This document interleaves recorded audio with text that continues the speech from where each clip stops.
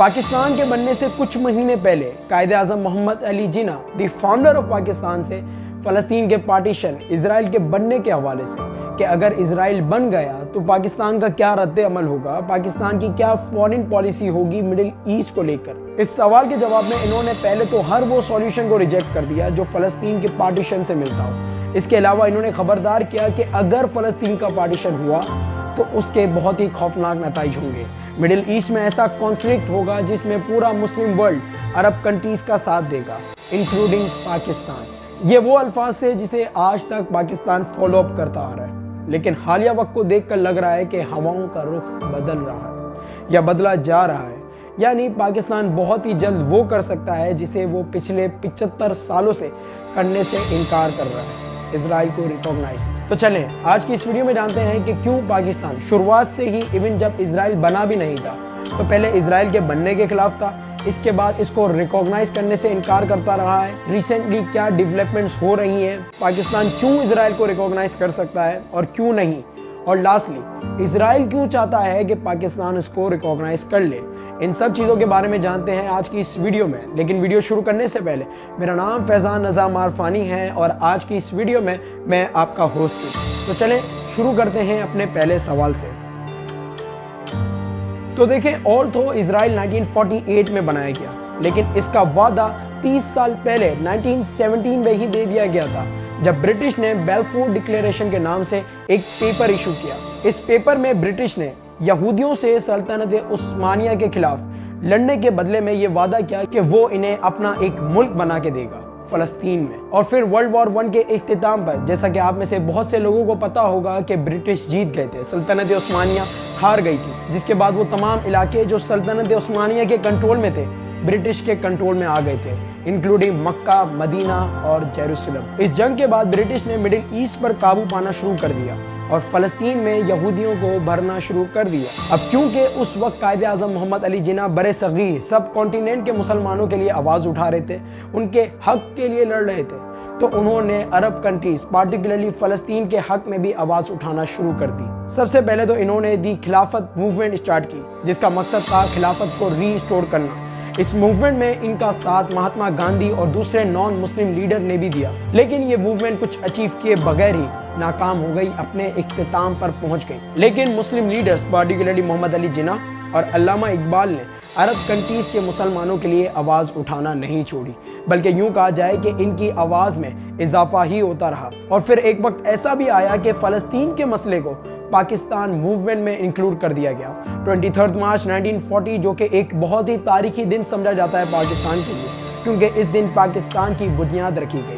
Even اس event پر بھی قائد اعظم محمد علی جناح نے فلسطین اور عرب کنٹریز کے حقوق کے حوالے سے آواز بلند کی۔ انہوں نے کہا کہ برٹش کو دلاسے دینے کے بجائے، یعنی یہ کہ ہم بھائی فلسطین کے حقوق پر کام کریں گے، ہم جو فلسطینیوں کا حقوق ہے، عرب کنٹریز کا جو حقوق ہے انہیں وہ دیں گے، اس کے دلاسے دینے کے بجائے انہیں پریکٹیکلی حقیقت میں ان کے مسئلے کو سولو کرنا چاہیے۔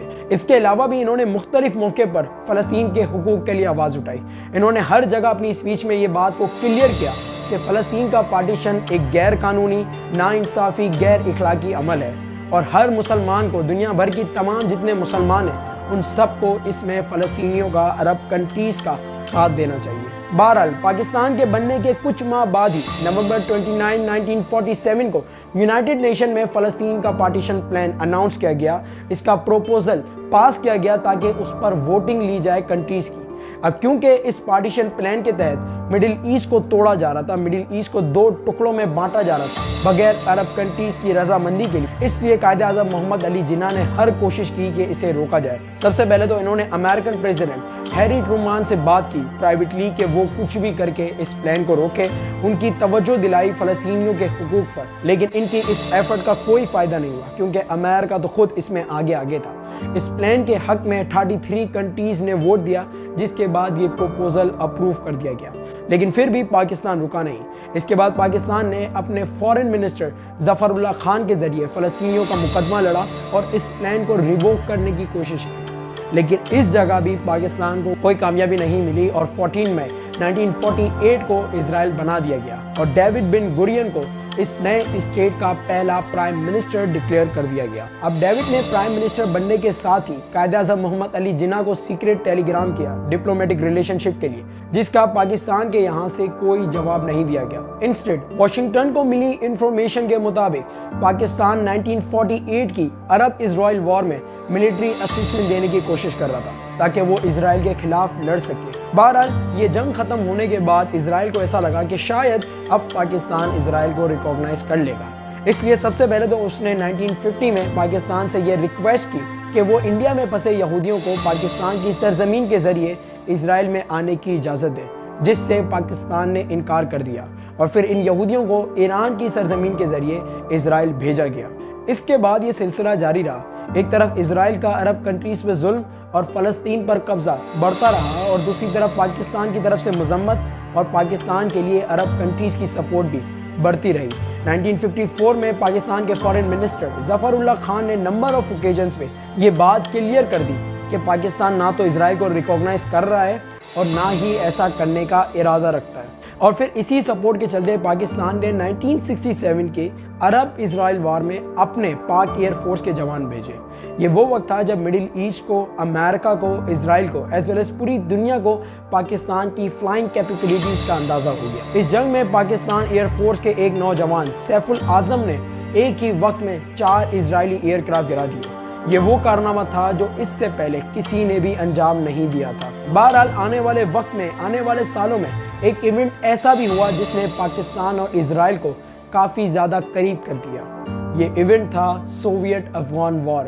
रिपोर्ट्स के मुताबिक इस सोवियत अफगान वॉर में इसराइल मुजाहिदीन को असला सप्लाई कर रहा था पाकिस्तान के थ्रू, और इसराइल की इंटेलिजेंस मोसाद पाकिस्तान की इंटेलिजेंस के साथ काम कर रही थी।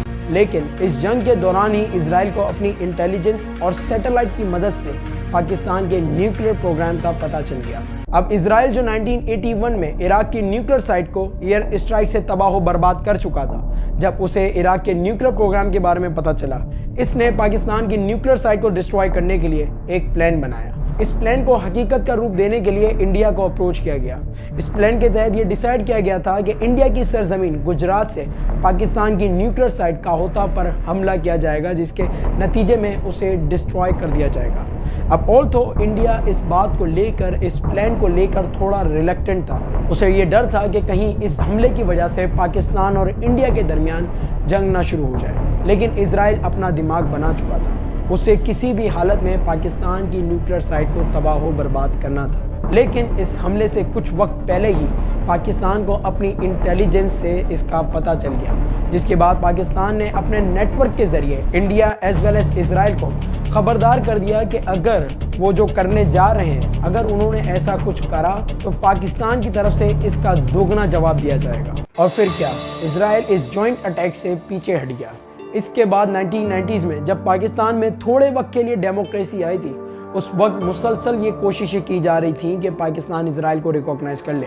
पहले नवाज शरीफ, इसके बाद बेनज़ीर भुट्टो से मुख्तलिफ मौके पर यह सवाल किया गया कि पाकिस्तान की क्या फ्यूचर फॉरेन पॉलिसी होगी इसराइल को लेकर, जिसके जवाब में दोनों ने मोर ओवर यही कहा कि पहले इसराइल फ़लस्तीन से दोस्ती करे, पहले उसके साथ अमन को बहाल करे, इसके बाद ही पाकिस्तान कुछ ऐसा करने का सोचेगा।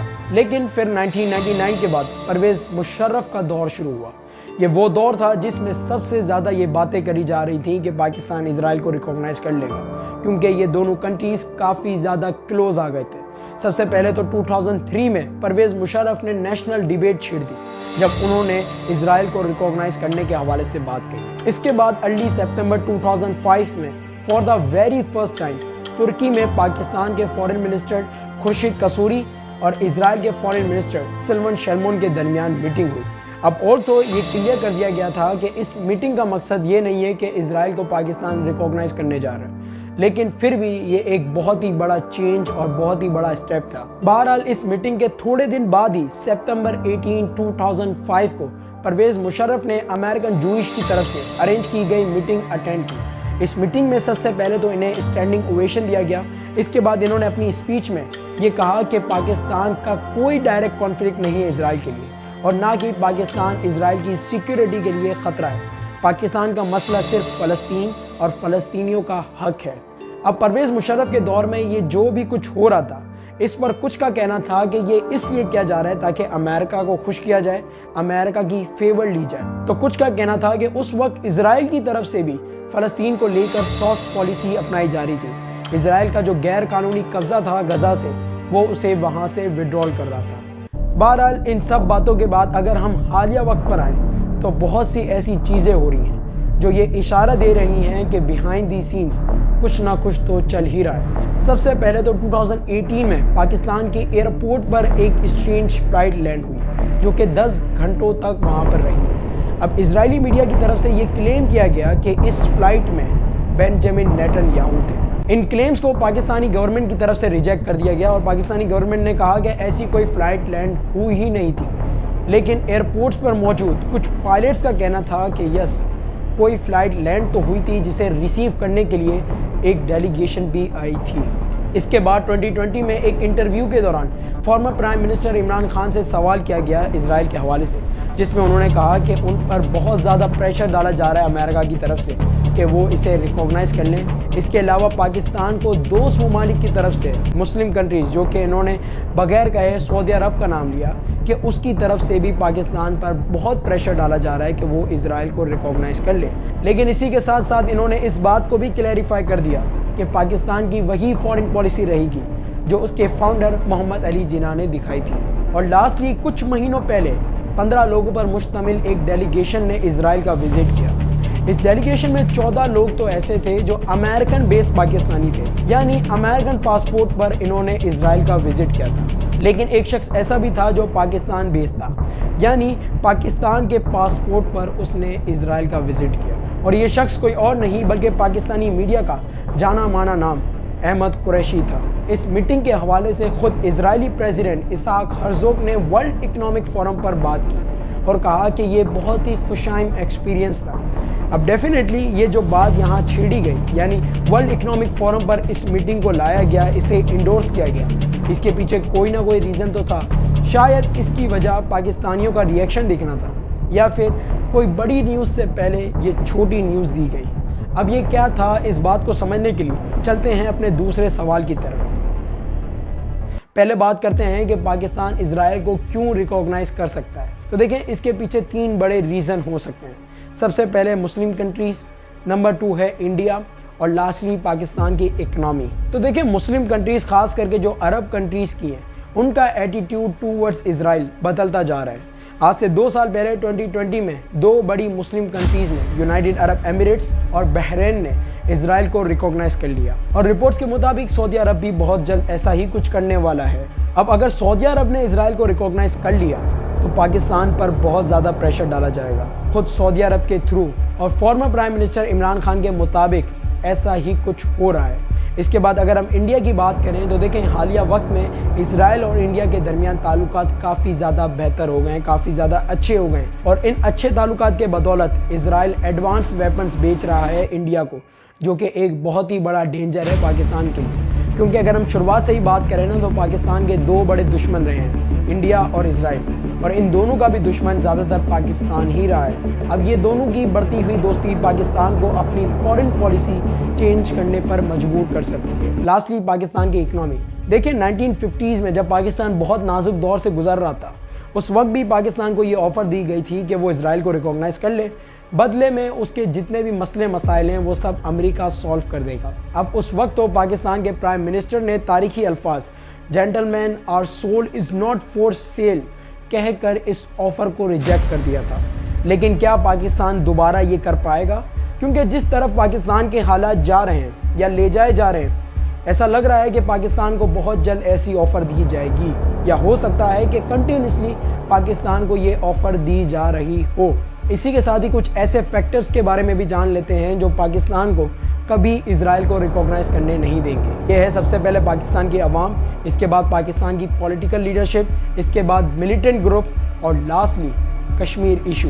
देखें, पाकिस्तानी कौम एक ऐसी कौम है मुस्लिम वर्ल्ड में जो आज भी कहीं भी अगर मुस्लिम के ख़िलाफ़, इस्लाम के ख़िलाफ़ कोई भी बात हो, कोई भी चीज़ हो, तो सबसे ज़्यादा आवाज़ उठाती है। और यही वजह है कि डिस्पाइट इसके कि पाकिस्तान बहुत सी दूसरी मुस्लिम कंट्रीज़ के मुकाबले में फाइनेंशियली वीक है, لیکن اس کے باوجود بھی بہت زیادہ اپنا اثر و رسوخ رکھتا ہے۔ پولیٹیکل لیڈرشپ، دیکھیں اسرائیل کو ریکوگنائز کرنے کا فیصلہ ایک ایسا فیصلہ ہوگا کہ جو بھی شخص یا جو بھی پارٹی یہ فیصلہ لے گی یہ اس کے لیے ڈیتھ وارنٹ ثابت ہوگا۔ اس کی مثال آپ پرویز مشرف سے لے لیں کہ انہوں نے جب صرف اسرائیل کے ٹاپک پر زور دینے کی کوشش کی تو انہیں اتنی اپوزیشن ملی کہ انہوں نے اپنے قدم پیچھے ہٹا لیے۔ تو کوئی بھی پولیٹیکل پارٹی یا پولیٹیکل لیڈر میرے خیال میں یہ فیصلہ کبھی بھی نہیں لے گا۔ اس کے بعد ملیٹنٹ گروپ، تو دیکھیں پاکستان کا شروعات سے ہی، خاص کر کے جب سوویت افغان وار شروع ہوئی تھی اس کے بعد اچھا خاصا سپورٹ رہا ہے ملیٹنٹ گروپ کے لیے۔ تو اگر پاکستان کوئی ایسا ڈیسیجن لیتا ہے تو اس کے بہت چانسز ہیں کہ یہ ملیٹنٹ گروپ پاکستان کے خلاف کام کرنا شروع ہو جائیں، جس کی وجہ سے پاکستان ڈی اسٹیبلائز بھی ہو سکتا ہے۔ لاسٹلی کشمیر ایشو، پاکستان جس لمحے اسرائیل کو ریکوگنائز کرے گا وہ اسی لمحے کشمیر کے جو ایشو ہے، کشمیر کا جو حق ہے اسے فراموش کر دے گا، کیونکہ پاکستان کا ان دونوں ایشو پر جو اسٹینڈ ہے وہ مور اوور سیم ہے۔ دونوں جگہ مسلمز ہیں جن کے خلاف کام ہو رہا ہے۔ بہرحال یہ ساری تو وہ باتیں، وہ فیکٹرز ہو گئے جو پاکستان کو اسرائیل کو ریکوگنائز کرنے پر یا نہ کرنے پر مجبور کر سکتے ہیں۔ لیکن اسی کے ساتھ ہماری ویڈیو کا تیسرا اور آخری سوال آتا ہے کہ اسرائیل کیوں چاہتا ہے کہ پاکستان اس کو ریکوگنائز کر لے؟ تو دیکھیں اس کا سب سے بڑا اور سب سے پہلا ریزن ہے پاکستان کی فاؤنڈیشن۔ پاکستان دوسری مسلم کنٹریز کی طرح ایسے ہی وجود میں نہیں آ گئی، بلکہ پاکستان کی کریشن کے پیچھے ایک پراپر آئیڈیالوجی، ایک پراپر بیسمنٹ ہے، اسلام اور مسلمان۔ یہ ایک ایسی ڈرائیونگ فورس ہے جو پاکستان کو انڈیوس کرتی ہے کہ وہ اگر فزیکلی نہ ہو تو ایٹ لیسٹ مورلی یا وربلی مسلم کنٹریز کو سپورٹ کرے۔ یہی ایک بڑی وجہ ہے کہ ڈسپائٹ اس کے کہ مڈل ایسٹ جہاں سے اسلام کی شروعات ہوئی تھی وہ تک اب آہستہ آہستہ خاموش ہوتے جا رہے ہیں اور اسرائیل کے خلاف آواز اٹھانے سے ڈرتے ہیں، لیکن پاکستان ایسا کرنے سے نہیں ڈرتا۔ اب اگر پاکستان اسرائیل کو ریکوگنائز کر لیتا ہے تو مکمل طور پر تو نہیں، لیکن کچھ حد تک تو پاکستان کی سپورٹ اور پاکستان کی آواز جو ہے وہ کم ہو جائے گی۔ اس کے بعد سیکنڈ اور لاسٹ فیکٹر ہے پاکستان کا نیوکلیئر پروگرام۔ پاکستان کے نیوکلیئر پاور بننے سے سب سے زیادہ ڈر اسرائیل کو ہی تھا، اس لیے سب سے پہلے تو اس نے ہر وہ کوشش کری کہ پاکستان کو نیوکلیئر پاور بننے سے روکا جائے، کیونکہ اسرائیل کے نزدیک Pakistan nuclear boom Islamic boom یا مسلم بوم ہے، یعنی یہ ایک ایسا بوم ہے جو دوسری مسلم کنٹریز کے حق کے لیے یا ان کے لیے بھی استعمال کیا جا سکتا ہے۔ اب آل تو پاکستان نے ابھی تک نیوکلیئر ویپنز کا استعمال نہیں کیا ہے اور شاید کبھی نہ کرے، لیکن ایک اسمال پروبیبلٹی ہے کہ اگر کبھی پاکستان ایسی سچویشن میں آیا جہاں پر اس کے لیے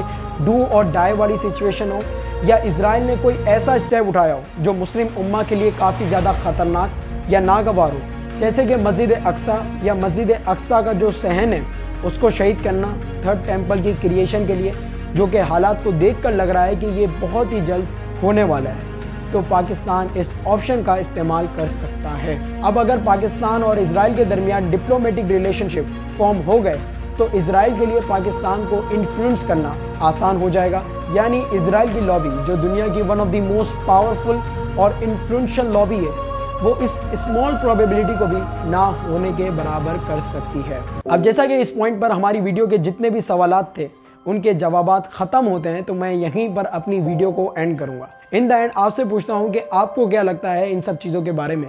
کیا پاکستان اسرائیل کو ریکوگنائز کرے گا یا نہیں؟ اپنی رائے کمنٹ سیکشن میں ضرور دیں۔ ویڈیو اچھی لگی ہو تو ویڈیو کو لائک کرنا، اور اگر آپ آنے والے وقت میں بھی انفارمیٹیو ویڈیوز دیکھنا چاہتے ہیں تو میرے چینل کو سبسکرائب کرنا نہ بھولیے گا۔ اللہ حافظ۔